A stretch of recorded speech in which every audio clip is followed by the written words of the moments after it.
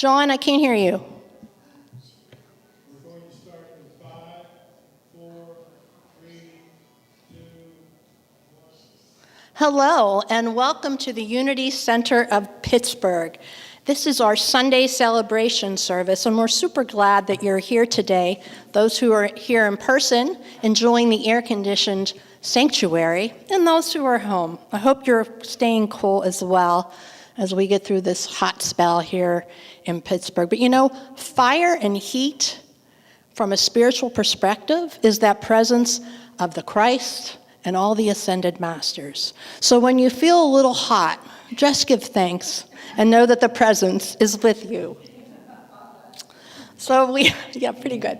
So we're going to move on to our vision and our mission at Unity. So at Unity, you know, we really live what we teach and what we practice, which is this idea, our vision for the world. And we hold that in mind and in heart. So let's say it together, that we envision a spiritually awakened world flowing with divine love. And then we have a mission, and we're here every Sunday and during the course of the week, fulfilling that mission as we go through our life, in our personal lives, and of course here at the organization. So let's together recite our mission. We are an inclusive, loving, growing community dedicated to teach, inspire, and practice positive spiritual living. Indeed, we are. So today we have Ronnie Weiss, who will be our vocalist and our keyboard. And we also have a really great lecture coming up. I think this is a topic on prosperity, the 4 spiritual laws of prosperity, that Beth Caldwell, who is a board member, a business consultant, and a published author, will be presenting and refocusing on those laws of prosperity and a mind of prosperity and abundance is really something we do have to remind ourselves of, because sometimes we forget. So I'm really looking forward to Beth's presentation and allowing us all to bring forth that mentality and that spirituality of abundance. So now we're going to have a song, and that is Day by Day. Day by Day. We're going to sing it through 3 times. In my opinion, this song pretty much says it all. Easy to remember. And if you'd like to stand up and move around a little bit, that'd be fabulous.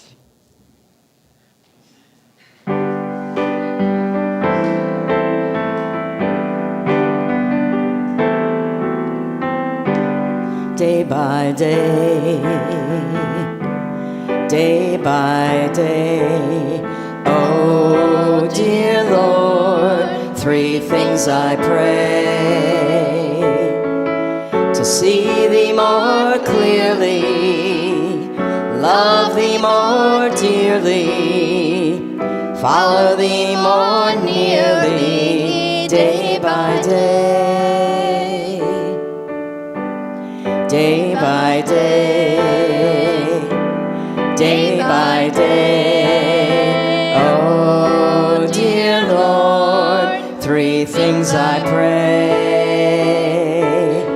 to see Thee more clearly, love Thee more dearly, follow Thee more nearly, day by day. Okay, energy. Day by day, day by day, oh dear Lord, 3 things I pray: to see Thee more clearly, day by day, love Thee more dearly, day by day, follow Thee more nearly, day by day, day by day. Day by day.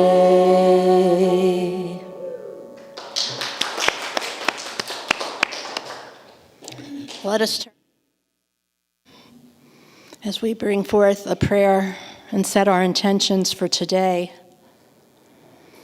We call on that presence, that power of God, that divinity within us, as us, working through us. And as we quiet our mind and focus our breath, we become ever so more aware of your presence.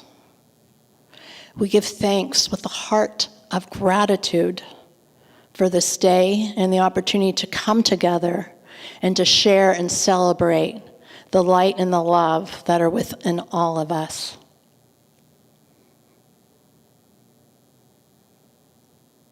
May we each be in service to that higher consciousness. May we each be in service to the love and support of humanity. May we each walk with the intention of being that Christ presence and greeting that Christ presence, that namaste, within each and every one. First and foremost, we know that Christ shines within us and all of us, and that is our focus for our sight, for our prosperity, for the abundance with gratitude we receive. And so it is. And now we're going to light our candle that we often refer to as the Unity candle and also the Christ candle. And we do this as a reminder of that one light that shines within us, regardless of outer circumstances or how we may feel that day. That light of presence is within us, and we only have to close our eyes, just as we did in prayer, and go within to connect to that presence.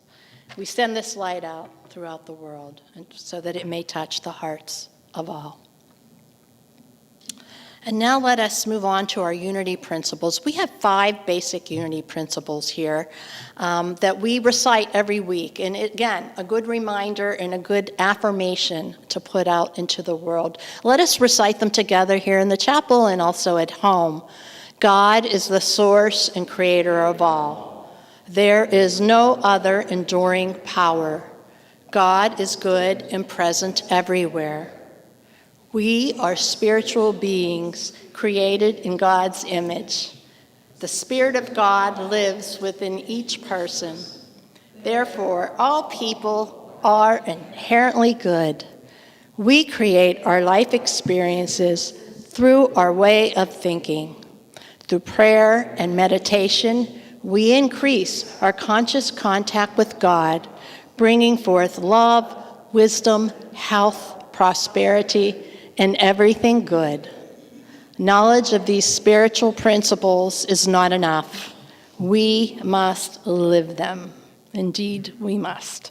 And now we have another song. Ronnie, can you introduce it for us? The song is called Use Me. It's pretty self-explanatory when you listen to the words. And, just please sing when the slide makes itself known. And there it is. If you'd like to stand, feel free.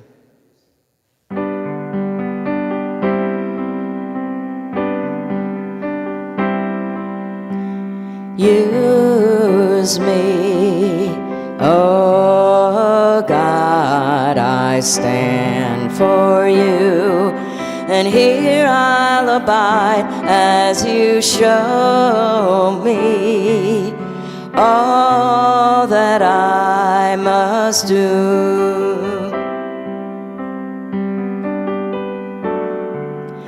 I used to think that God was the sun, God is the sun, but God's so much more than the earth and the stars, or all of creation.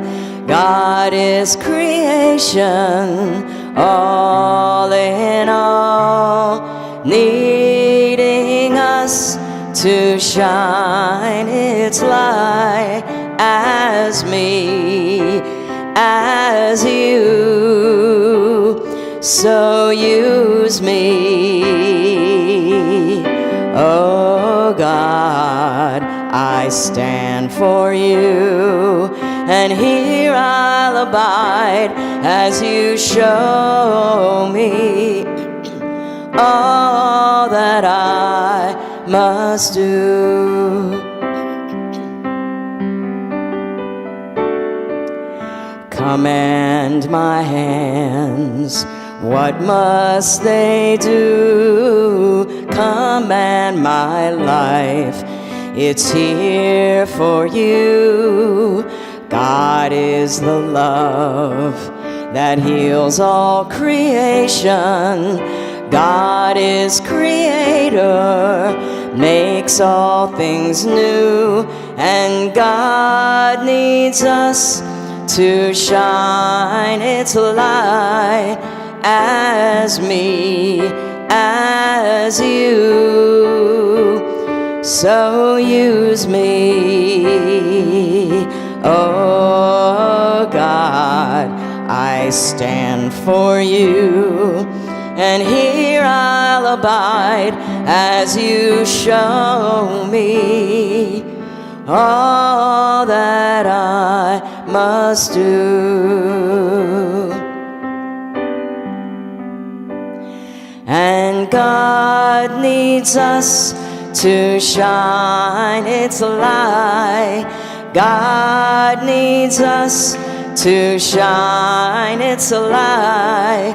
God needs us to shine its light as me, as you. Last time, so use me, oh God, I stand for you, and here I'll abide as you show me all that I must do.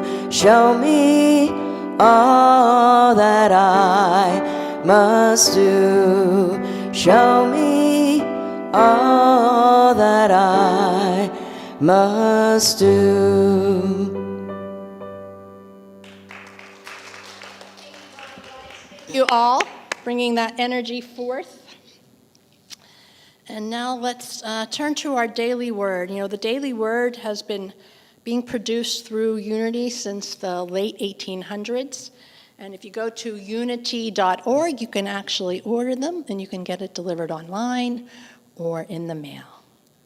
So it's a great way to start your day. And today's affirmation and focus of the message is generosity, which of course is very synchronistic.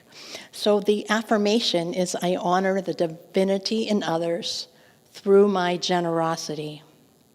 There have been times when I relied on the generosity of others, and I remember feeling grateful when they shared what they had with open hearts, not thinking of how I might repay their kindness.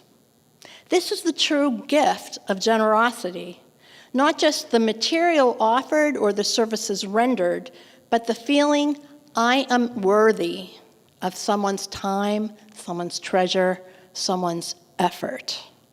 I am worthy.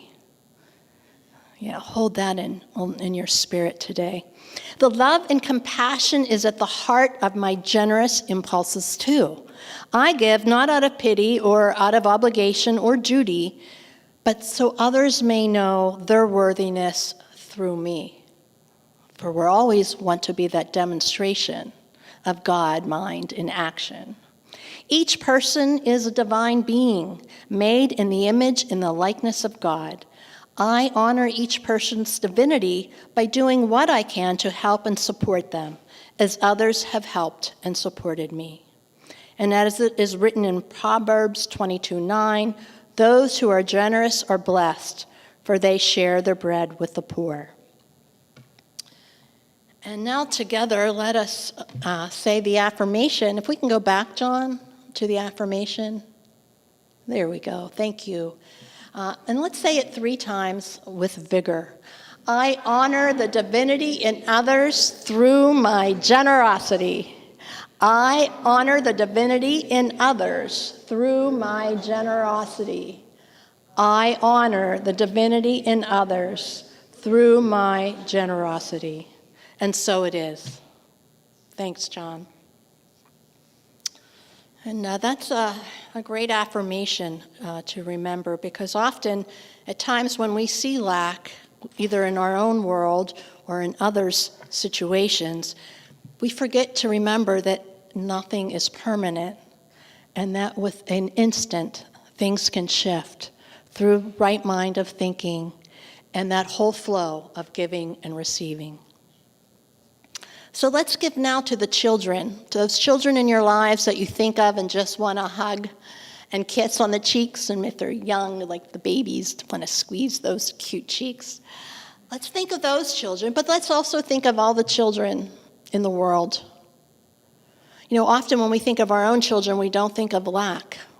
We don't think of children being hungry or not having what they might need for that day, let alone the year. So let's think of all the children and all of those in need as we pray. Hold those children in that light of love. Open your heart. Let your light shine forth to all children. And know that they are bathed and lifted up in that love that you send now and the love that we receive from others. We envision their awakening to that joy, that light, that love that shines within them, that they recognize that they are intelligent, they are beautiful just as they are, and that their lives matter. We affirm that all children walk in health, are loved, and are nourished in body, mind, and spirit. And so it is. And now with this energy of prayer, let us think about those other individuals in our lives and those others in the world as we have our prayerful intention portion of our service today. Now, if you're home, you don't have the benefit of being here and filling out a little slip, which everybody in the chapel can find within the rows behind the chairs.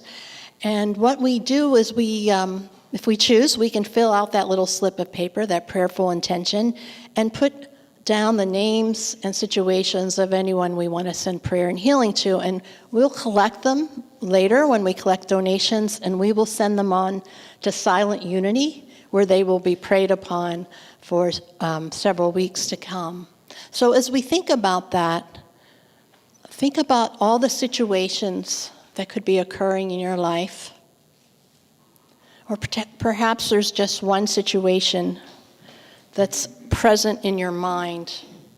And maybe it's about you, or maybe it's about the world, or any other person, place, or thing. Come on in, please have a seat. And as you do that, surround that situation in light. Surround that person in light. You may even get an image of something more traditional, like an image of Jesus with his arm around that individual. Or perhaps you just see light coming down from the heavens, from the cloud, the skies, surrounding the earth, energizing the earth with that love of God, that light of God, that light of spirit, the light of Buddha, the light of Krishna, the light of Muhammad, of any name. It's the light of love. We send this light to that individual in those situations.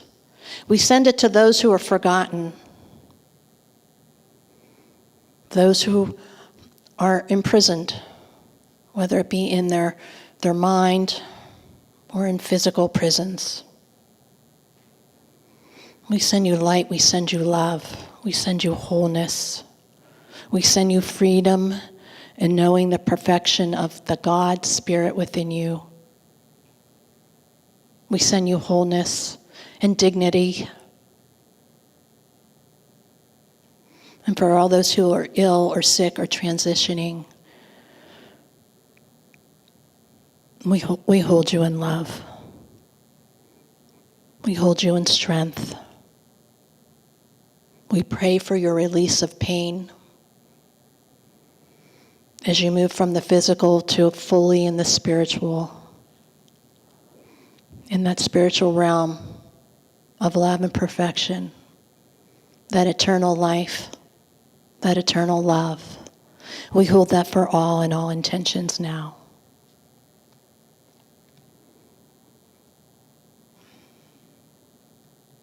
And may we have a song as you hold these thoughts, and then we'll move into meditation.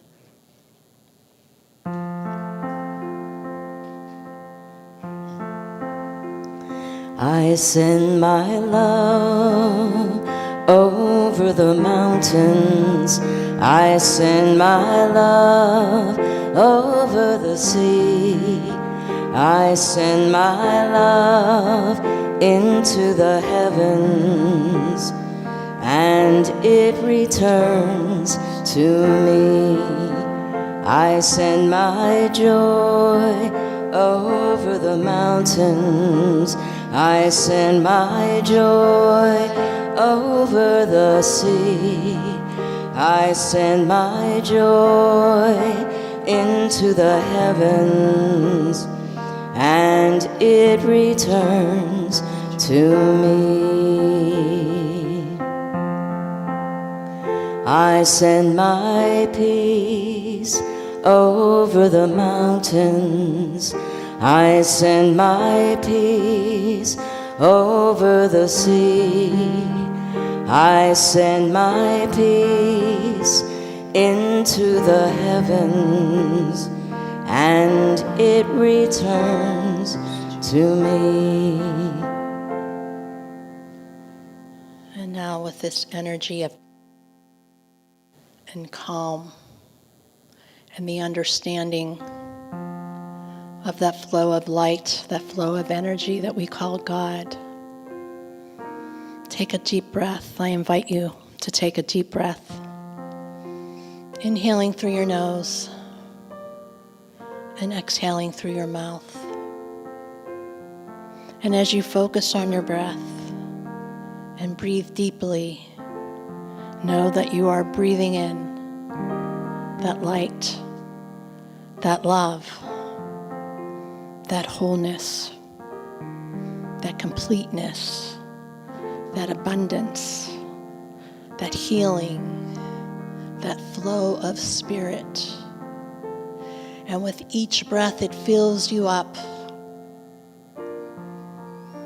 It brings calm and peace and healness. For now, you are at this place of serenity where we find God.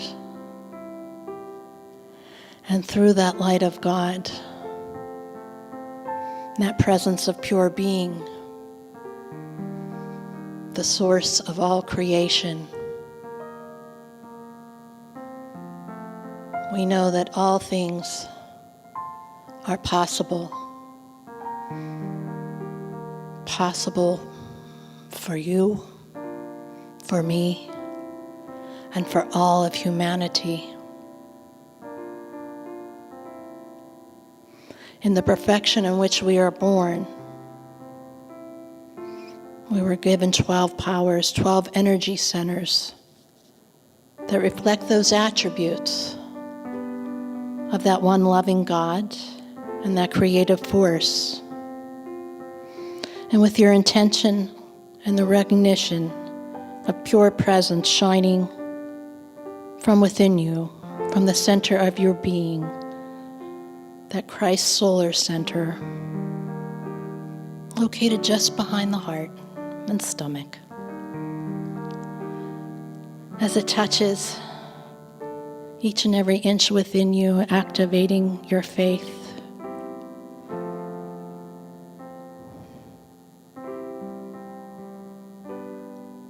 may you have a strong and true faith that is the foothold of your life, that activates your imagination so that you may not only see and imagine, but that you may send out that flow of light,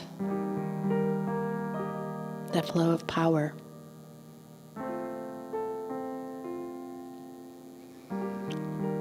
And that power center is that understanding that God provides all, and with that power of God, and with the understanding of the truth of who we are, another capacity, we create.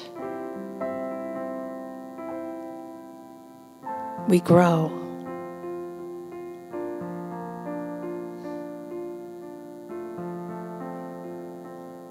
And at the base of our spine, perhaps as you sit there in your chair, you feel that place of strength, radiating the red color. For you have the strength to withstand any situation, big or small, through that light, that imagination, that power through your faith flows. And through your will and divine will, we create order. And as we create order within us and connect with our spirit, we receive that wisdom, that love. In doing so, we can eliminate all that does not serve us, all that holds us back, as we live and bring forth this light with enthusiasm and zeal. I leave you now with that light of God as you listen for your own inspiration, which comes forth now.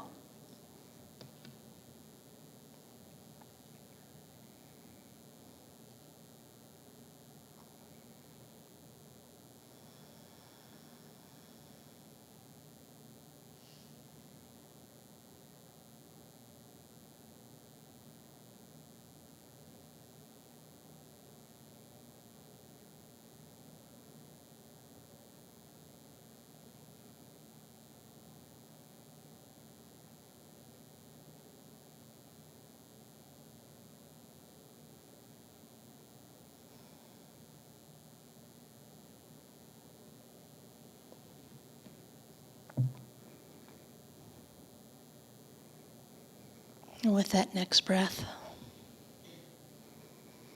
give thanks. Give thanks for the power and the presence, that light of God within you, that spirit that shines all around about you.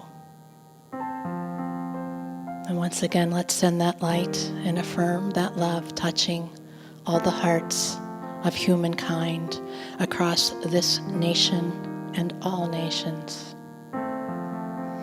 May love prevail, and so it is. Now, if you will, bring yourself back as we are favored with a special selection that Ronnie's going to sing for us. The song is called Reflecting Light. I got hooked into the Gilmore Girls. I don't know if any of you got hooked into that. It was on Prime, I think. I probably watched the seasons 3 times through. But this song was at the very last episode, and I think it has kind of a spiritual message to it.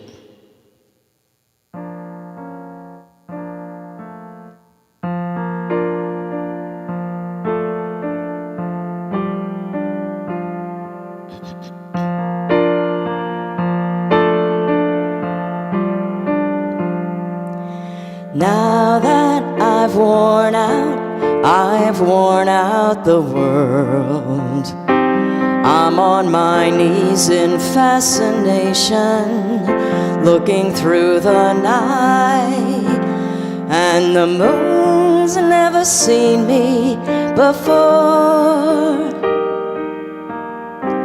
but I'm reflecting light. I rode the pain down, got off and looked up, looked into your eyes, the lost open windows all around my dark heart lit up the sky. Now that I've worn out the world, I'm on my knees in fascination, looking through the night, and the moon's never seen me before. But I'm reflecting light. Give up the ground under your feet. Hold on to nothing for good. Turn and run at the mean times, chasing you, stand alone and misunderstood. Now that I've worn out the world, I'm on my knees in fascination, looking through the night, and the moon's never seen me before. But I'm reflecting light.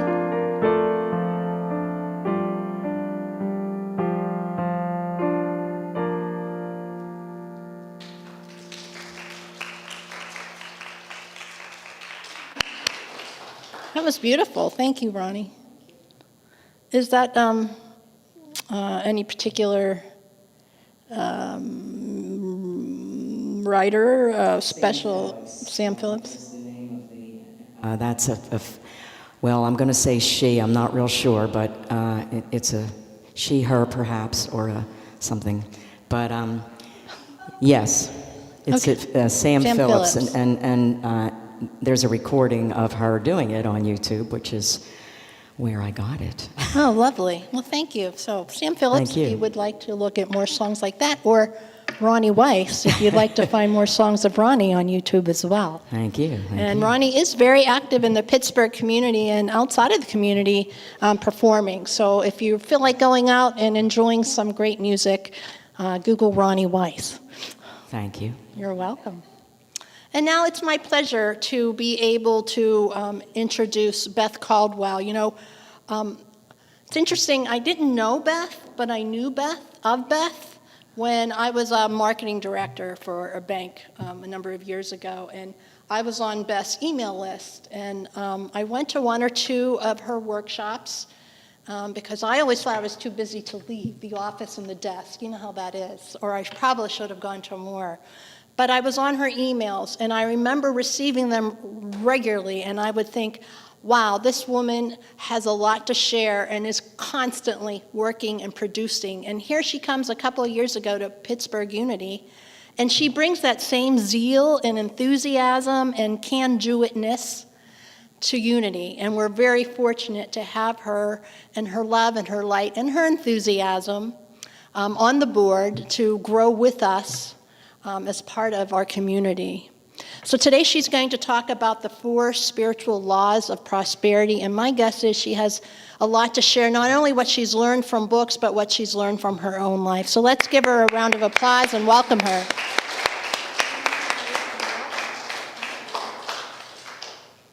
Good morning. Hi. Well, I am honored to speak with you today. So there's a pattern here. You might notice, I'm always here when there's a 5-week month. So, if you remember last time I was here, and I think it was March, and I was talking about money and prosperity, and I talked about how in a 5-week month, sometimes people who are struggling financially, this is a good time to help them. And guess what? It's a 5-week month again. It just occurred to me. So it's interesting. I also think, Patti, can I have that daily word? Did you take it? I want. Isn't it amazing? Here it is. I found it. Yep. Okay. Not amazing and very synchronicity that the word for today that we had no idea when Cheryl asked me to speak today. And I just, off the top of my head, said, how about the 4 spiritual laws of prosperity? I read this book, I didn't know how long ago. 19 years ago, I looked it up. That was when it came out. So I think that's about whenever I read this book, 19 years ago. And I got it again on Audible so I could refresh and listen to it this week. Wow, I've come a long way, or boy, did I have a lot to learn. I'm not sure which way to say it, but I'm honored to speak with you about this today. And I did learn today from Patti that Edwene Gaines, who wrote this book, actually was here in Pittsburgh around the time that it came out. She is an ordained Unity minister. I didn't even know what Unity was when I bought this book 19 years ago, and I read it on an airplane. It's just a little one of those little tiny books that goes in your hand. So this was a wildly popular book, and it came out a year before The Secret, and it's a very simple guide to unlimited abundance. It's not universal principles, they're spiritual principles, and they're very simple, and they are what Edwene used to overcome a lot of challenges in her life. She grew up very modestly and overcame a lot of challenges, not only financial, but many personal challenges, and they were big ones, and they were hard ones. And sometimes I think the further you fall, the harder it is to climb back up, and she really had to depend on faith so many times over and over again. And some of the lessons, I definitely resonated with her, because some of the lessons she had to learn more than once. And it was definitely an interesting read. But prosperity isn't just about money. And so as I go into these 4 principles, I want you to think about, what does a prosperous and abundant life look like to you? Because it could be wealth, health, contentment, happiness, satisfaction, purpose. So think about these and what I'd like you to think about today. So a lot of times we leave workshops or talks or inspirational things and we think about, I need to do this, I need to do this, I need to do this. What I'd like you to think about today is, what would you like more of? But also, what would you like less of? We don't often leave events thinking what you're going to stop doing. And that's what I'd like you to think about today. So I'll tell you what the 4 principles are, and then we'll go through them one by one. So number 1, by the way, I've updated these to be more current. And I also reordered them. Because I'm sort of, I think they come across in a bit harsh and a little bit dogmatic fundamentalism. Edwene is from Texas, and so cute. Does anybody know who Mary Kay Ash is from Mary Kay Cosmetics? Some of you are shaking your heads. So no, Mary Kay Ash is the creator of the makeup company, and she drove a pink Cadillac. And so a lot of women know who she is, and she created a makeup company for women to sell in-home. And so she's from Texas. And so 18 years ago, when I was reading this little book, it was from a lady from Texas. And so in my head, the voice was Mary Kay. Live your divine purpose. Give 10% of your income. Well, that is not the way Edwene talks. Edwene is like, you must give 10%.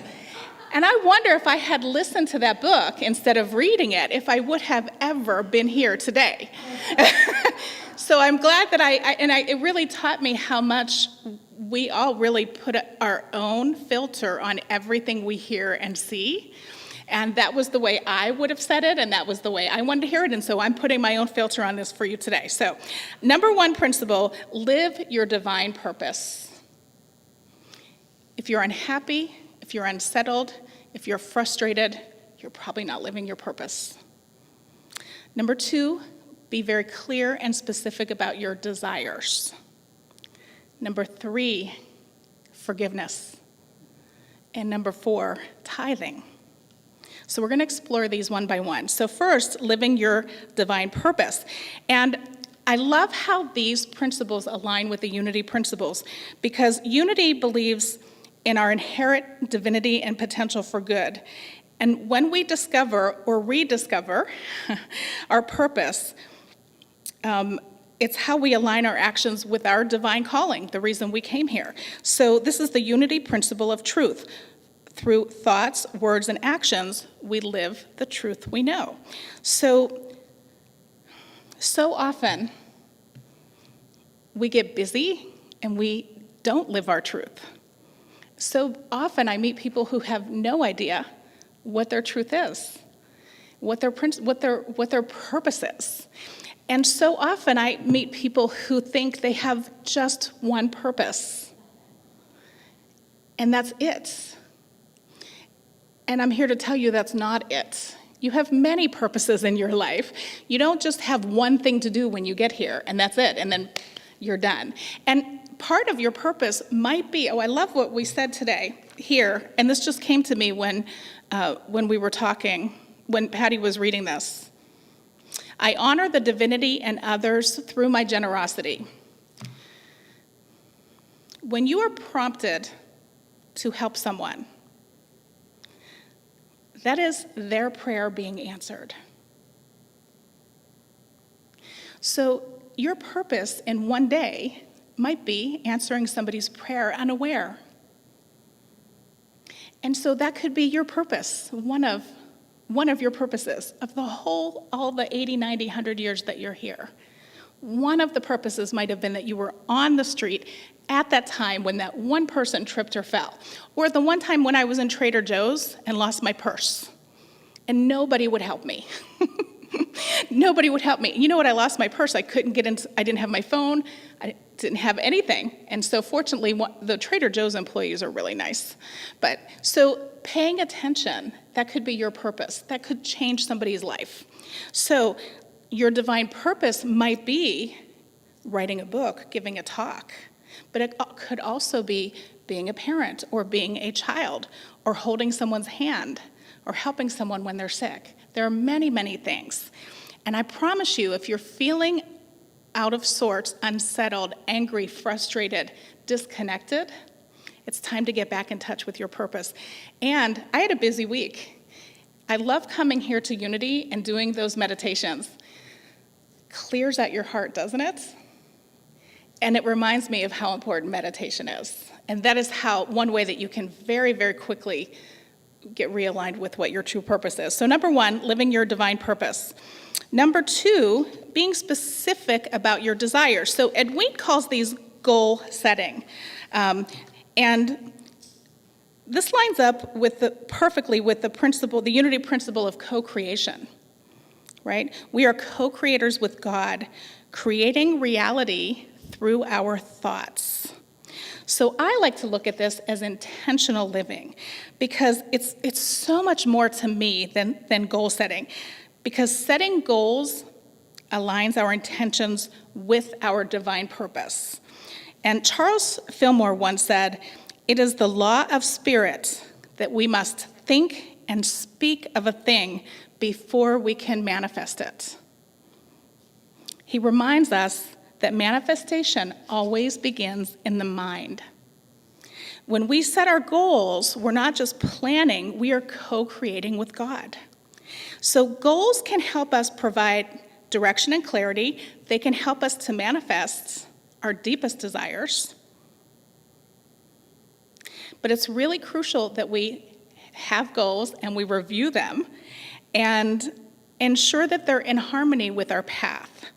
But you want to be very, very, very, very careful about the goals you set or don't set, and especially the thoughts that you think. Because as Unity teaches us, our thoughts held in the mind produce after their kind. Okay? So this happens to me all the time, because I'm like you, I have powerful thoughts. And I'm going to tell you something. I'm very grateful. And this past year, I've had a lot of challenges. Since November, I have had a major home repair every single month. And every single month I say, I am so grateful that I have the money to pay for this major home repair. I am so fortunate that I can create my own income and that I have more money coming, and I'm thinking that I'm following the laws of prosperity. But guess what else I've been saying? that I realized yesterday when the hot water tank was not working. Do you know what else I've been saying every month for 9 months? I wonder what's going to break next. I teach this stuff. Thoughts held in mind produce after their kind. Stop thinking about what's going to break next. Beth. Right? That just came. So thank you, Cheryl, for asking me to write this talk, or I might be another 6 months down the road still writing checks out every month. I'll let you know how that goes next month, okay? Now, earlier this year, astonishing. In my business, I do pay attention to these kind of things, and a goal is a tough word because in the United States, we teach people to set goals like lose 80 pounds or make 200. I've been to workshops where they teach people to make $250,000 in a year, right? And things that are just very extreme and obsessive and competitive. And that's not what I'm talking about here, but I think that's why many Americans are resistant to goal setting, because we make them very competitive. And so earlier this year, a Gallup poll, so this was the first quarter of the year, revealed that 83% of Americans do not set goals. 83% do not set goals, but guess what? You do set goals, because we bring about what we think about.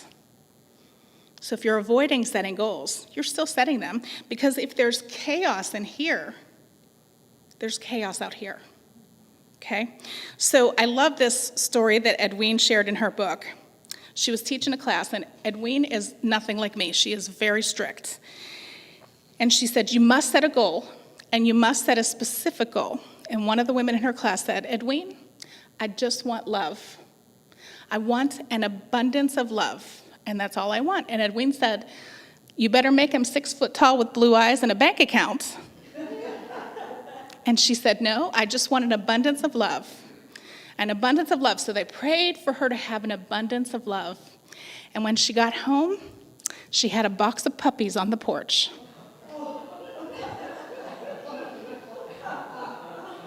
She got exactly what she wished for. There is not a lot you can create that has more love than a bunch of puppies, can you? Okay. So, seeing your goals is a powerful way to focus your thoughts. So, as a congregation, if we have a goal, I have a goal in mind to have, oh gosh, I just forgot it. Chaos in the mind. A labyrinth. I have a goal to see a labyrinth. Okay? So that's an idea. I don't believe that we have ideas by accident. If you see something, I believe you can create it. So if we come together as a congregation and you agree with me and we see a labyrinth, now we can set a goal. Where's it going to be? When's it going to be? How are we going to raise the money for it? That is how you turn an idea into a manifestation, okay? So when you don't set a goal, it's like, oh, I think I'd like to have a labyrinth. And then 10 years later, hey, Beth, whatever happened to that labyrinth, right? Because we didn't ever make anything happen, and we've all done this. So I recommend that you take time to sit with other folks that are like-minded. We don't get together with each other enough.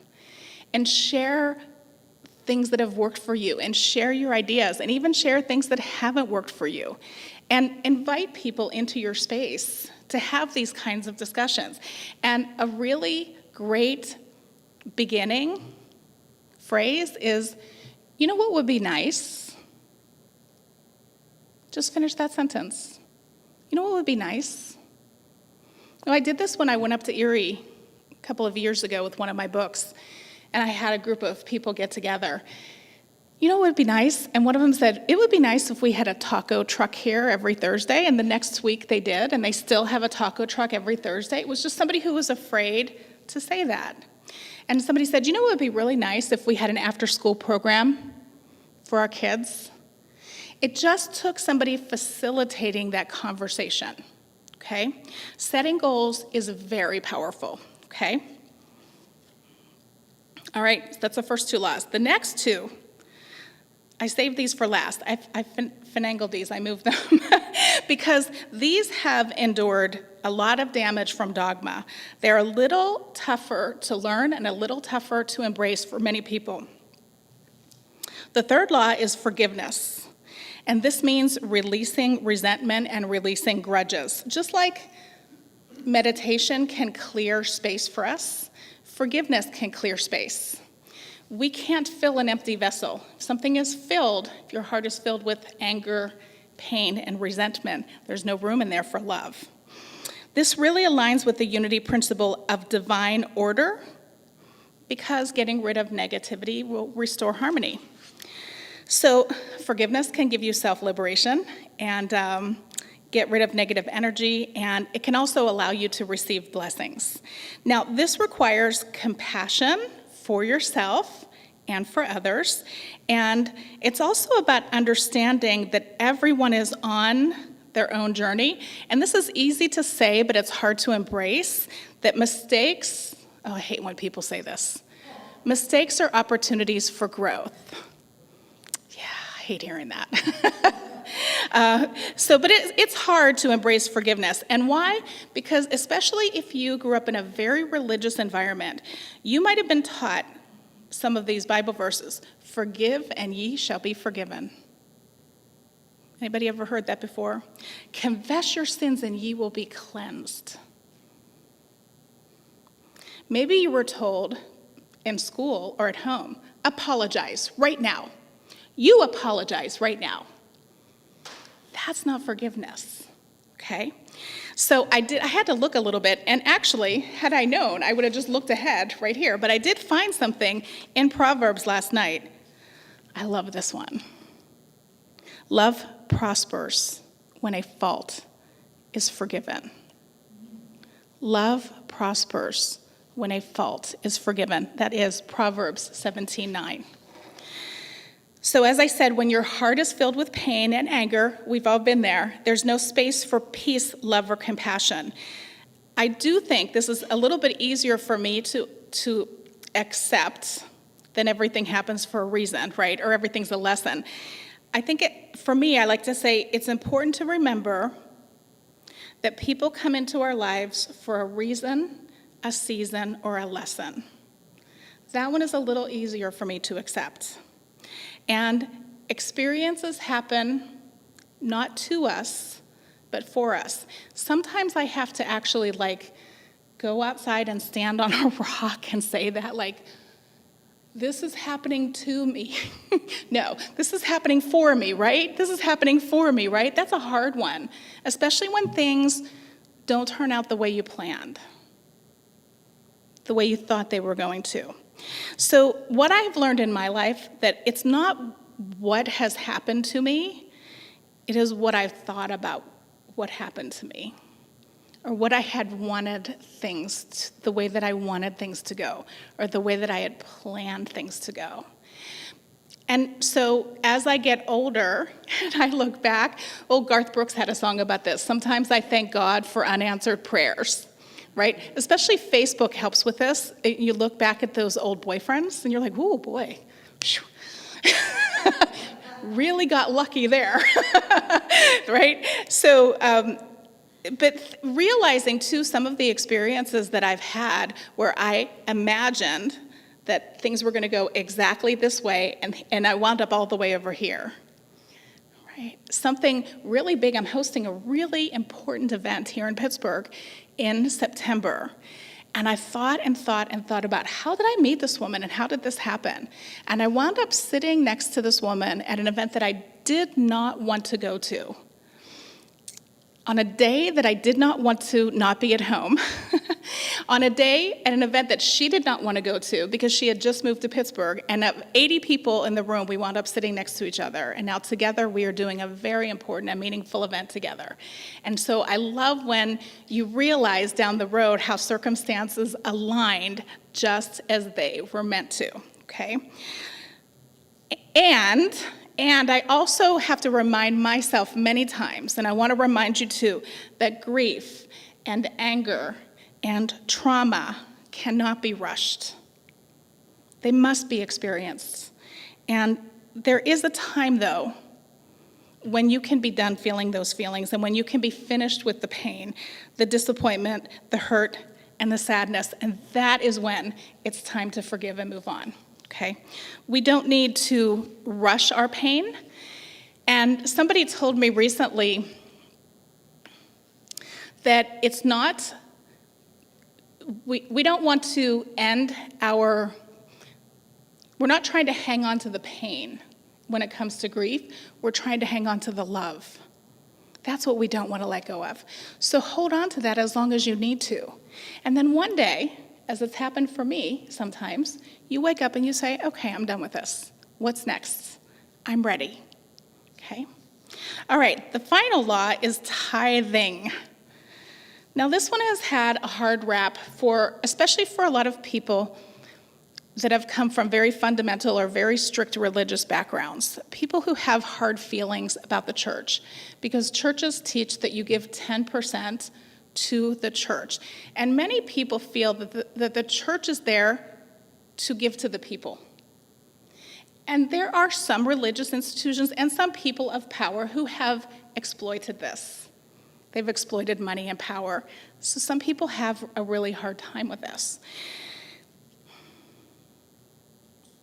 If we can rephrase the way we look at this and look at it as a spiritual law, it's so fantastic. It is so wonderful. So going back 19 years when I was reading this, I told you a little story back in March about how we didn't have enough food in our house, and somebody brought food to my house the day that I needed it. There we go, somebody answering a prayer, right? But it wasn't like that for a long time. As soon as I got a job, things started to improve. I started a business. We started doing well. And pretty soon I had more money in my checking account than I had days at the end of the month, right? So a lot of times it was the opposite. And pretty soon I started having a lot more money in my checking account than I did days at the end of the month. And I was sitting in the church that I attended one time, and they passed the plate around, and I felt really a strong desire to give. I had never given. This church had supported me several times, and I had never given because of my fear. I had a fear if I were to write a check and put it in that plate, what if something happened? What if there wasn't any more money? What if something happened at home? What if something happened? So I was looking at money and abundance through a lens of fear. And if we turn that around and look at it as abundance, it takes a lot of trust to look at the act of tithing as a way of abundance. But I had a voice in me that said, give. My hands were shaking. This was back in the days when we still carried checks in our purse. And I wrote out a check, you all, for $75. I had never even put a $5 bill in a collection plate. You know, when we were little, my mother would be like, put $1, you know. So some people who've grown up around poverty, they have a poverty mindset. So keep as much money as you can, okay? So I gave $75. My hands were shaking as I put that in. And you could put it in an envelope. And I didn't know if that was more than the people next to me or less than the people next to me. I had no idea. I just knew that that was what I had been called to give. And I thought about it for a little while, and then I didn't think about it anymore. And the next day I got on an airplane, and I flew to Florida because I had gotten this really great job, and I was reading this book, and it was talking about the principles of all of abundance. And you know what? When I got to Florida, it was raining, and there was a hurricane coming. My first time I ever got paid to go to Florida, had the hotel room paid for me. I had to sit in the hotel room all this time. So this was like 18 years ago. I remember this like it was yesterday. I was stuck in this hotel room because of this terrible storm. I was on the beach watching the storm, and I can remember even the color of the furniture. When I got this phone call, one day, 24 hours after writing that check for $75, and somebody called and they said, we would like you to come and give a talk, and we would like to pay you $1,500 to give this talk. What? I had hadn't even made $1,500 for working a whole month at that time. I was going to get this for an afternoon. And that is prosperity. And that is abundance. And I really don't know how I didn't fall off that chair. I learned that lesson because I took that step. It was so scary for me to do it. But even when I had written that check for $75, there was still money left in the bank account. And I kept telling myself, there's still money there, there's still money there, there's still more money coming. And that's how I got started. And that is how God answered to me that tithing does work, okay? And so it's a lesson that each of us have to learn on our own. We really do. But when we give, we activate the law, the universal law of circulation, which reinforces that what we give, we receive. And tithing truly requires trust. It is absolute trust that all of our needs are provided for. And that is scary. That is really scary. And it's not just about money. It's really about trusting the universe and acknowledging the source of our spiritual nourishment, okay? So when I tithe, I'm affirming that there's always more than enough and that we live in an abundant universe, okay? And to me, this lines up with the unity principle of prayer and meditation, because for me, through prayer and meditation is when I align my heart and mind with God and with the purpose of God and with the purpose of what the universe wants for me. And it's during that prayer time that I feel a calling of where I'm needed, or what I should speak about, or what I should write about, or who may need me. And that's why that time is so precious and so important. So let me sum up the 4 spiritual laws: divine purpose, intentional living, forgiveness, and tithing. These are all powerful tools for creating an abundant life, and I encourage you to start implementing these laws today. If this message has you curious, and if you want to learn more about spiritual principles, Marianne Hackworth is starting a book study group, Discover Your Divinity, and it's going to start here on Wednesday evenings beginning July 10th. So if this has spoken to you, come and join us starting on Wednesdays. We just decided this last week, so I don't think it's been put anywhere. I don't think Patti even knows about it yet. So actually, during my prayer time last night, that came to me, so I thought I would just type it there at the end. It's been a joy to spend my 5th Sunday of June with you, or one of the 5 Sundays in June with you, and I hope you have a very blessed week.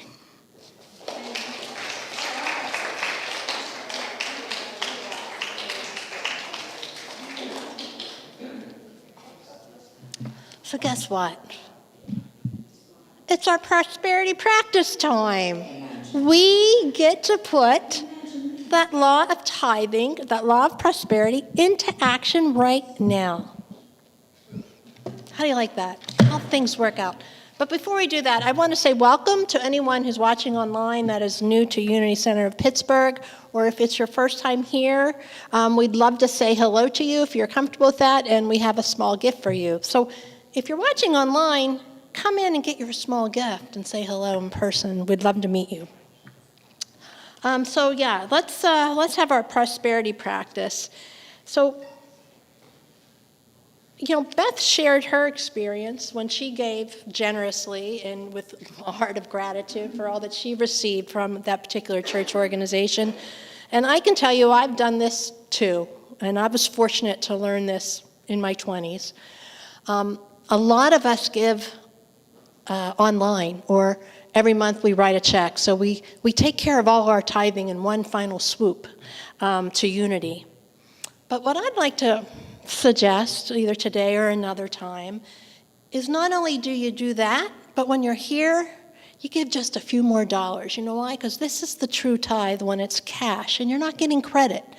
No one behind the scenes is writing down that Patti gave whatever X amount of dollars this month, and at the end of the year, I received my letter for my taxes saying I've donated X amount of dollars. There's no tracking it. This is pure tithing.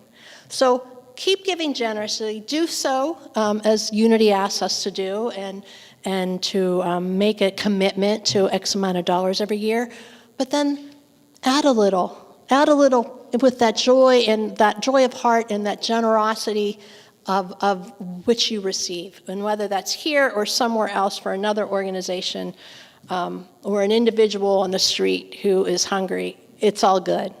Okay, so that's that.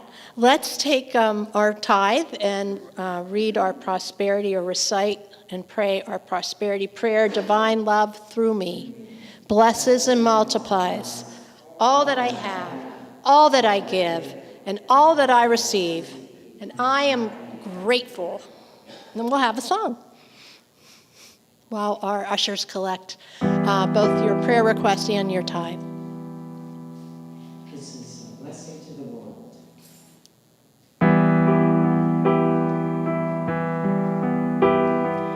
You are the heart, you are the hands, you are the voice of spirit on earth, and who you are, and all you do is a blessing to the world.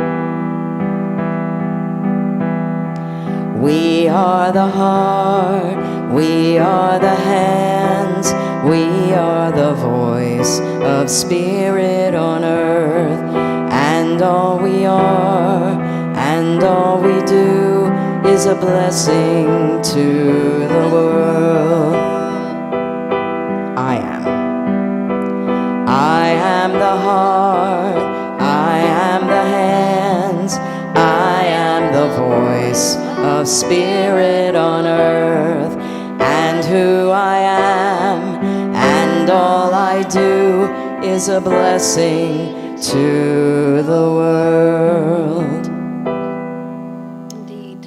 All the songs have sort of had the same kind of feel to them, haven't they?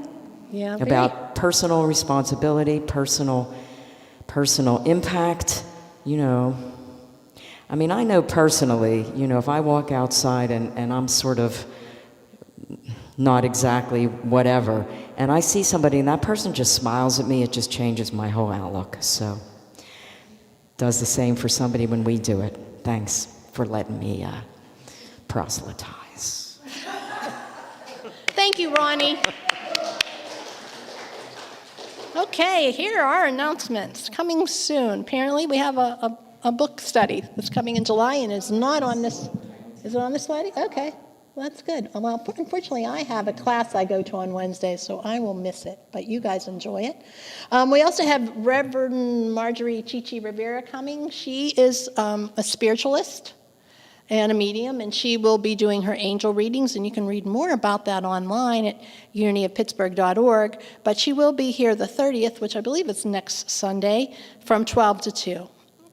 There is a potluck, a picnic really, with the Edgar Casey group, ARE, and that is Sunday, July 21st from 3 to 8, so mark your calendars, and please bring a dish to share.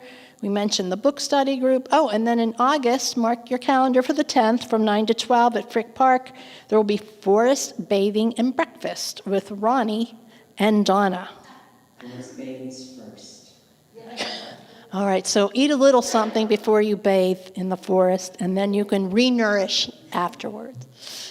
Anyway, so always something happening at the Unity Center of Pittsburgh. Please come and join us on Sunday. We'd love to see you and meet you. I know there's lots of people who watch online. And for those who are in the Pittsburgh region, please come by at 10:30. I think that will do it for today. We're going to rise, and if you care to, hold hands by the person next to you, and we're going to sing Now There's Peace on Earth. Now there is peace on earth, and it has begun with me. Now there is peace on earth, the peace that was meant to be, with God as creator, family all are we. Now we walk with each other in perfect harmony. peace has begun with me. Yes, this is the moment now. With every breath I take, let this be my joyous vow, to take each moment and live each moment in peace eternally. Now there is peace on earth, and it has begun with me. The light of Together, the light of God surrounds me. I am light. The love of God enfolds me. I am love. The power of God protects me. I am power. The presence of God watches over me. I am presence. Wherever I am, we are, God is, and all is well. Amen. Amen to you. Thanks for coming, everyone. See you next week. Have a good week.